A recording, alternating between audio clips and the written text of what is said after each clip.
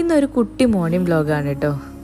എന്നത്തെയും പോലെ ഇന്നും ഹസ്ബൻഡ് തന്നെയാണ് മക്കളെ സ്കൂളിൽ ഡ്രോപ്പ് ചെയ്യണത്. അപ്പോൾ ഞാനും കൂടി ഇന്ന് വണ്ടിയിൽ ചാടി കയറി ഇരുന്നിട്ടുണ്ട് കേട്ടോ. അപ്പോൾ ചില ദിവസങ്ങളിലൊക്കെ ഞാനും അങ്ങനെ ഇരിക്കാറുണ്ട്. അപ്പോൾ തിരിച്ചു വരുമ്പോൾ ചിലപ്പോൾ ഞങ്ങളൊന്ന് ചിലപ്പോൾ ഹോട്ടലിലൊക്കെ കയറി ഫുഡൊക്കെ കഴിച്ചിട്ട് അങ്ങനെയാണ് വരാം. അത് മക്കൾക്കും അറിയാം കേട്ടോ. മക്കളില്ലാത്തൊരു ഞങ്ങൾ മാത്രമായിട്ടുള്ളൊരു ടൈമാണ് ഞങ്ങൾക്ക് ഇത് എന്നുള്ളത് മക്കൾക്കും നന്നായിട്ട് അറിയാം.